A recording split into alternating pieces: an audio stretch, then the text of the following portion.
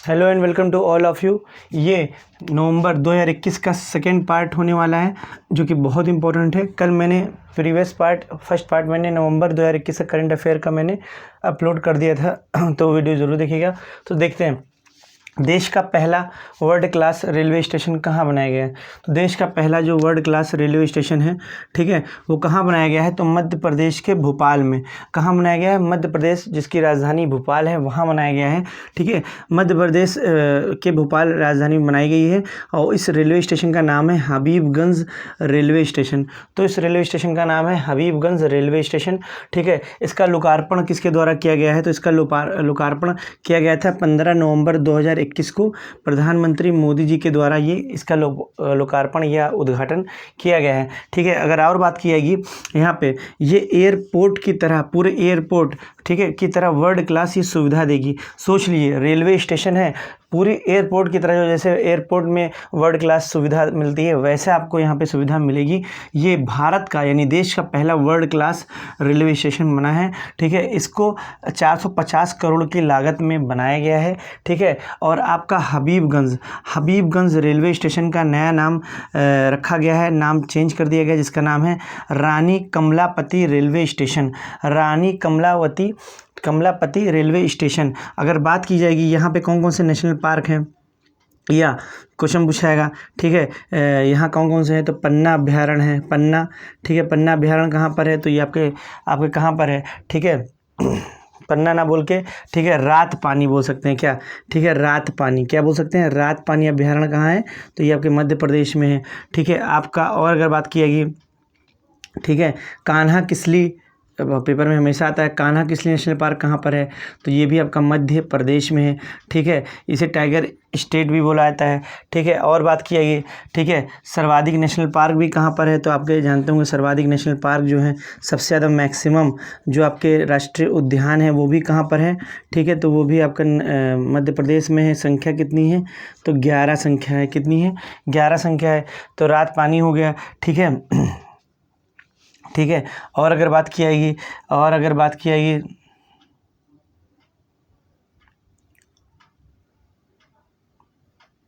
ठीक है, सतपुड़ा अभ्यारण्य कहाँ है? तो सतपुड़ा भी आपका कहाँ पर है? ठीक है, सतपुड़ा भी कहाँ पर है? तो ये आपका कहाँ पर है? तो ये मध्य प्रदेश में है। तो इतनी चीज़ समझ में आई होगी। तो रात पानी हो गया, कान्हा किसली हो गया, सतपुड़ा हो गया, ये सब जितने भी हैं आपका। ठीक है, पेंच वन अभ्यारण्य कहाँ पर है? पेंच, तो पेंच आपका 2 जगह फैला है। ठीक है, एक मध्य प्रदेश तो फैला ही है और महाराष्ट्र में फैला है, महाराष्ट्र में सबसे ज़्यादा रेंज है। ठीक है, तो पेंच हो गया, सतपुड़ा हो गया, रात पानी हो गया, कान्हा किसली हो गया। ठीक है, ठीक है, तो इतनी चीज़ समझ में आई होगी।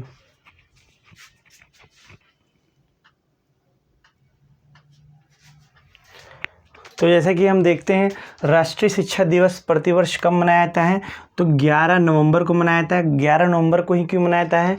क्योंकि मौलाना अबुल कलाम आज़ाद, जो कि स्वतंत्र भारत के पहले शिक्षा मंत्री रह चुके हैं। तो स्वतंत्र भारत, जब भारत देश आज़ाद हुआ तो पहले शिक्षा मंत्री बनाए गए थे मौलाना अबुल कलाम आज़ाद। ठीक है, तो इन्हीं के दिवस पे, इनके जन्म दिवस जो कि 11 नवंबर को पड़ता है, तो राष्ट्रीय शिक्षा दिवस मनाया जाता है। क्योंकि पहले शिक्षा मंत्री थे, तो इन्हीं के नाम पर राष्ट्रीय शिक्षा दिवस, इन्हीं के जन्म दिवस पे यानी 11 नवंबर को मनाया जाता है। तो राष्ट्रीय शिक्षा दिवस प्रतिवर्ष भारत में 11 नवंबर को मनाया जाता है। तो स्वतंत्र भारत के पहले शिक्षा मंत्री भी कौन थे अगर पूछा जाएगा? तो मौलाना अबुल कलाम आज़ाद, जो कि 15 अगस्त 1947 से ये पद धारण किए शिक्षा मंत्री का, और 2 फरवरी 1958 तक ये पद पर कार्यभार थे। ठीक है, घोषणा, अच्छा क्वेश्चन पूछा जाएगा, राष्ट्रीय शिक्षा दिवस मनाने की घोषणा किस मंत्रालय द्वारा किया गया? तो मानव संसाधन विकास मंत्रालय, ह्यूमन रिसोर्स डेवलपमेंट मिनिस्ट्री, ठीक है, इसके द्वारा किया गया। और इसकी घोषणा किस वर्ष की गई? तो 2008 में। तो मानव संसाधन विकास मंत्रालय, इस मिनिस्ट्री ने, ठीक है, 2008 में यह दिवस, राष्ट्रीय शिक्षा दिवस मनाने की घोषणा की, जो कि प्रतिवर्ष 11 नवंबर को मनाया जाता है। और 1992 में, ठीक है, मौलाना अबुल कलाम आज़ाद के कंट्रीब्यूशन के लिए इनको मरणोपरांत, मरने के बाद इनको भारत रत्न, जो कि भारत का सर्वोच्च नागरिक सम्मान होता है, इसको दिया गया।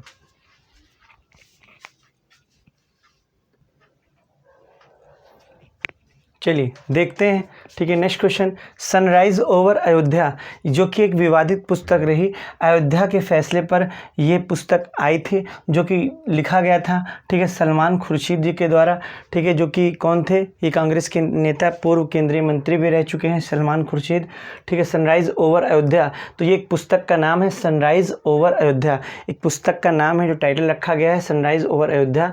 इस विवादित पुस्तक को क्यों विवादित बोला गया, ये पुस्तक जो बहुत ही विवादित रही क्योंकि अयोध्या के फैसले पर ही, ठीक है, अपना एक विवरण दिया है इस पुस्तक में, ठीक है, सलमान खुर्शीद ने, ठीक है। और अगर बात की गई अयोध्या के फैसले पर आई है तो ये जानिएगा, ठीक है, क्वेश्चन बहुत इंपॉर्टेंट है, एग्जाम ओरिएंटेड क्वेश्चन है।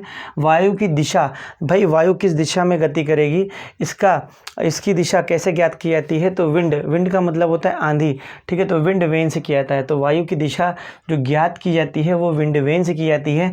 और पौधे की लंबाई मापक यंत्र, पौधे की लंबाई मापक यंत्र का क्या बोलते हैं, क्रेस्कोग्राफ, क्या बोलते हैं भैया, क्रेस्कोग्राफ बोलते हैं। तो क्रेस्कोग्राफ का संबंध किससे है, पौधे की लंबाई मापक यंत्र होता है।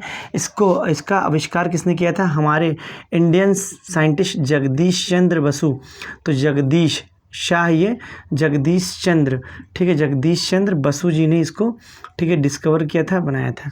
तो देखते हैं इसको बात आगे।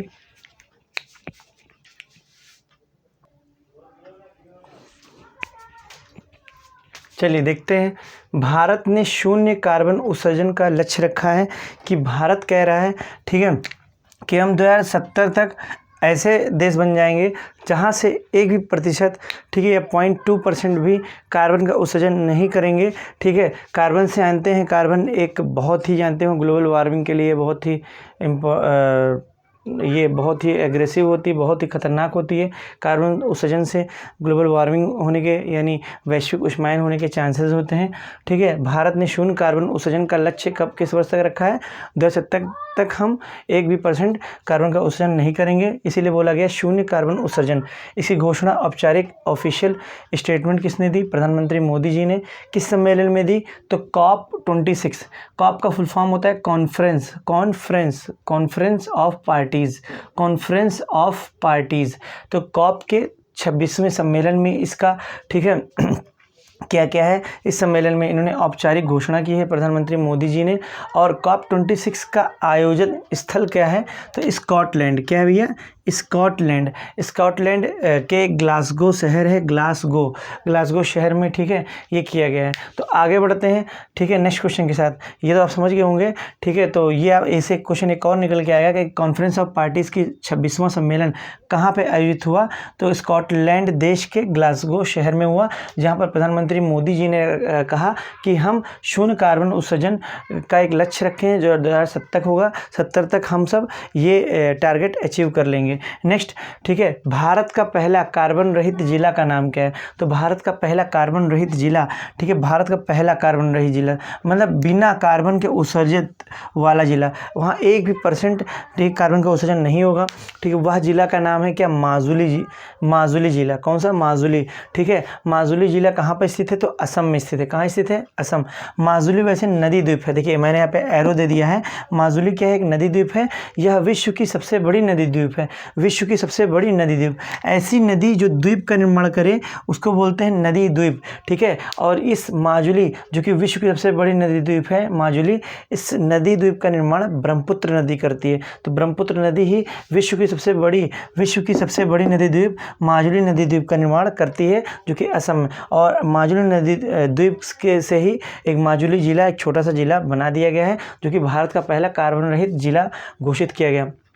और अगर बात की गई ब्रह्मपुत्र को, तो ब्रह्मपुत्र को तिब्बत देश में, तिब्बत पे हालांकि चीन ज़्यादा इन्वेड कर रहा है, कब्जा कर रहा है, तो ब्रह्मपुत्र को तिब्बत में यारलुंग सांगपो के नाम से आता है। सांगपो ही अधिकतर आप सुनते आए होंगे प्रतियोगी परीक्षा में, लेकिन पूरा जानकारी लीजिए, यारलुंग सांगपो के नाम से जानते हैं। तो ब्रह्मपुत्र को तिब्बत में ब्रह्मपुत्र नहीं बोलते हैं, तो क्या बोलते हैं, ब्रह्मपुत्र नदी नहीं बोलते हैं, तो इसे तिब्बत में यारलुंग सांगपो कहा जाता है।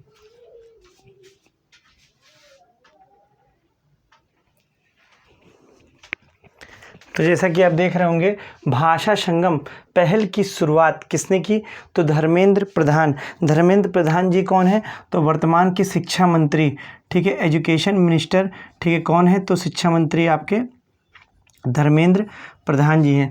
तो भाषा संगम की शुरुआत की धर्मेंद्र प्रधान जी ने, जो कि शिक्षा मंत्री हैं वर्तमान के।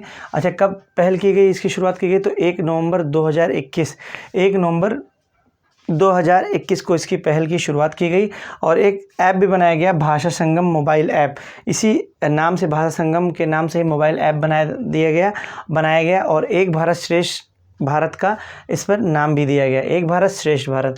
ठीक है, और इसका लक्ष्य क्या रखा गया? भाषा संगम मोबाइल जो ऐप बनाया गया है, इसमें भाषा संगम पहल की जो शुरुआत की गई है, इसका लक्ष्य क्या है? ठीक है, 22 जैसे कि जानते होंगे हमारे भारतीय संविधान में 22 संवैधानिक भाषाओं का प्रयोग है, जिसमें ठीक है उसमें जो रोज़मर्रा के जो वर्ड हैं, ठीक है, ये जो 22 भाषाएं हैं, ठीक है, बोडो, डोगरी, ठीक है, संथाली, मैथिली, जितने भी हैं, ठीक है, ऐसे करके 22 जितनी भी भाषाएं हैं, उसमें जो रोज़मर्रा के जो भी वाक्य प्रयोग होते हैं, जो शब्द प्रयोग होते हैं, उन साधारण वाक्यों को पढ़ाना है। ठीक है, उसके बारे में जागरूकता है, उसके बारे में भी लोग जानें। ठीक है, यहाँ पता नहीं कितने लोग कितने लैंग्वेजेस जानते हैं। ठीक है, संविधान सभा की अंतिम बैठक कब हुई? एक नया क्वेश्चन मैं यहाँ पे जीएस क्वेश्चन में यहाँ पे दे दिया हूँ। संविधान सभा की अंतिम बैठक जो हुई है वो 24 जनवरी 1950, 24 जनवरी 1950। फिर एक दिन बाद 26 जनवरी 1950 को हमारा देश का संविधान पूरी तरह से, ठीक है, लागू हुआ। लेकिन संविधान सभा की अंतिम बैठक जो हुई थी वो एक दिन पहले यानी 24 जनवरी 1950 को हुई। और 24 जनवरी को एक घटना हुई थी, यहाँ पे मैंने नीचे लिख दिया है। जैसे कि जानते होंगे उत्तर प्रदेश का पहले नाम क्या था? संयुक्त प्रांत, यूनाइटेड प्रोविंस था। तो संयुक्त प्रांत यानी यूनाइटेड प्रोविंस से नाम बदलकर अब उत्तर प्रदेश तब रखा गया। तो 24 जनवरी 1950 को ही संयुक्त प्रांत से नाम बदलकर उत्तर प्रदेश रखा गया। इसीलिए यूपी दिवस यानी उत्तर प्रदेश दिवस कब मनाया जाता है? 24 जनवरी को मनाया जाता है। ठीक है, इसकी उत्तर प्रदेश दिवस मनाने की ऑफिशियल घोषणा अनाउंसमेंट किसने की? तो उत्तर प्रदेश के वर्तमान के मुख्यमंत्री कौन? योगी आदित्यनाथ जी ने मई 2017 में, ठीक है, इसकी ऑफिशियल घोषणा अनाउंसमेंट किया था मई 2017 में कि उत्तर प्रदेश दिवस मनाया जाएगा 24 जनवरी को, जो कि मनाया जाएगा।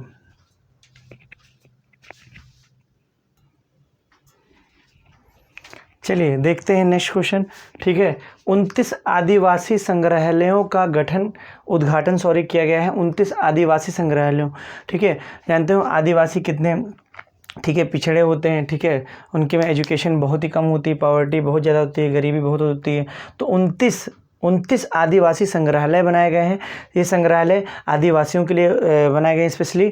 और ये, ठीक है, इसका उद्घाटन कहाँ किया गया है? मणिपुर की राजधानी इम्फाल होती है, जैसा कि आपको पता होगा। ठीक है, अच्छा, इस 29, ठीक है, आदिवासियों के लिए जो संग्रहालय का उद्घाटन किया गया है, ये मणिपुर के, ठीक है, चीफ मिनिस्टर यानी मुख्यमंत्री एन वीरेंद्र सिंह जी के द्वारा किया गया है, एन वीरेंद्र सिंह। और ये मणिपुर के 10 अलग अलग विभिन्न जिलों में किए गए हैं। ठीक है, 10 अलग अलग विभिन्न जिलों में किए गए हैं। ठीक है, 29 आदिवासी संग्रहालयों का उद्घाटन मणिपुर में किया गया है। ये समझ गए होंगे ये क्यों किया गया है? जिससे हम जनजातियों की संस्कृति की रक्षा कर सकें, उनको कल्चर को बचाया जा सके, उनके कल्चर को बचा सकें और उनमें जागरूकता लाने के लिए, ठीक है, पढ़ाई के प्रति जागरूकता फैलाने के लिए भी ये किया गया है। एक बहुत ही अच्छा कदम है, सराहनीय कदम है। ठीक है, इससे एक और जीएस का क्वेश्चन मैं दे रहा हूँ। विश्व का एकमात्र तैरता हुआ नेशनल पार्क, जैसे कि आप जानते होंगे फ्लोटिंग, ठीक है, नेशनल पार्क विश्व का एकमात्र ही है, वो केबुल लामजाओ नेशनल पार्क है। केबुल लामजाओ नेशनल पार्क जो कि भारत के मणिपुर में ही स्थित है। मणिपुर आया था, मणिपुर से जीके मैंने करा दिया, मणिपुर। ठीक है, अच्छा, केबुल लामजाओ नेशनल पार्क जो है वो किस झील के पास है? तो लोकटक झील के पास है। ठीक है, लोकटक झील के पास स्थित है।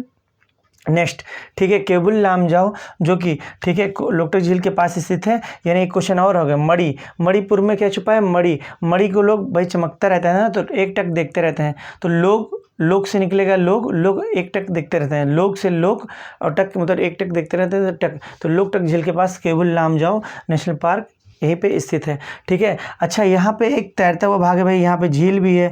ठीक है, तैरता हुआ नेशनल पार्क क्यों बोला गया है? ठीक है, झील है, सीधी सी बात है, झील में पानी होगा तो तैरेगा। झील में पानी क्या होता है? पानी में सब लोग तैरते भी रहते हैं। तो तैरते हुए भाग को, ठीक है, उस तैरते हुए भाग को क्या बोलते हैं? फुमडीज बोलते हैं। उस तैरते हुए भाग को क्या बोलते हैं? ठीक है, फुमडीज बोलते हैं। और यहाँ पर केबुल लामजाओ नेशनल पार्क के पास ही लोकटक झील, जैसा कि मैंने बताया, स्थित है ही है। ठीक है, केबुल लामजाओ के पास कौन सा जंतु पाया जाता है? तो डांसिंग डियर, ठीक है, केबुल लामजाओ। या लोकटक झील के पास कौन सा डियर है? डियर मतलब हिरन, संगाई हिरन बोलते हैं, यानी डांसिंग यानी धामिनी मृग, नाचने वाला मृग, धामिनी मृग यानी नाचने वाला मृग यहाँ पर पाया जाता है। तो इसका स्क्रीनशॉट भी आप ले सकते हैं, नोट्स बनाते रहिए।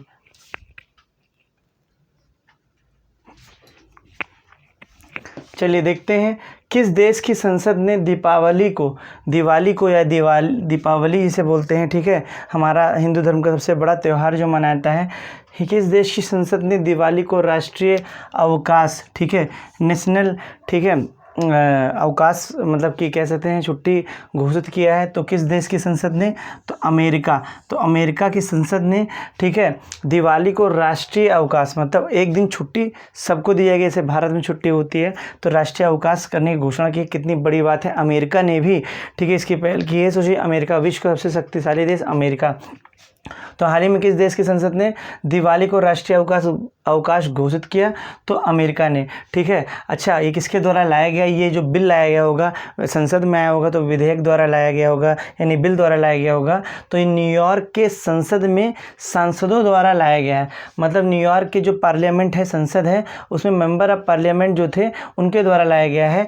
मतलब अच्छा, वो जो मेंबर ऑफ पार्लियामेंट होंगे किसी पार्टी के तो होंगे, तो कांग्रेस की थी, कांग्रेस की पार्टी थी। और किसके नेतृत्व में आई, किसके नेतृत्व में लाया गया ये, ठीक है, बिल या विधेयक किसके नेतृत्व में लाया गया? ठीक है, तो इसका नेतृत्व किया Caroline B Meloni, Caroline B Meloni ji ने, ठीक है, ये कांग्रेसी महिला है, इन्होंने इसका नेतृत्व किया और इस विधेयक को लाया न्यूयॉर्क के संसद में, ठीक है। इनके सांसदों ने सपोर्ट किया, ठीक है, कांग्रेस की सांसदों ने सपोर्ट किया। जैसे यहाँ पे कांग्रेस है वैसे वहाँ भी कांग्रेस है, एक दूसरी कांग्रेस है, ये वो कांग्रेस नहीं है, ठीक है। अच्छा, इसका समर्थन किसने किया? तो राजा कृष्णमूर्ति जी ने।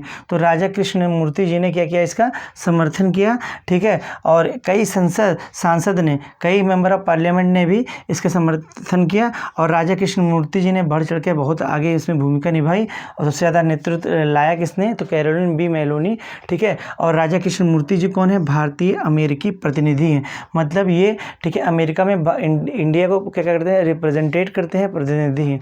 तो उम्मीद करता हूँ पूरा वीडियो अच्छा लगा होगा। ये 2021 का नवंबर का करंट अफेयर है, ठीक है, सेकंड पार्ट है। बहुत मेहनत लगते हैं, पहले लिखना पड़ता है, पूरा अरेंज करना पड़ता है, ठीक है, साफ शब्दों में। तो please like share and subscribe तो बनता है, सो प्लीज़ सपोर्ट अस।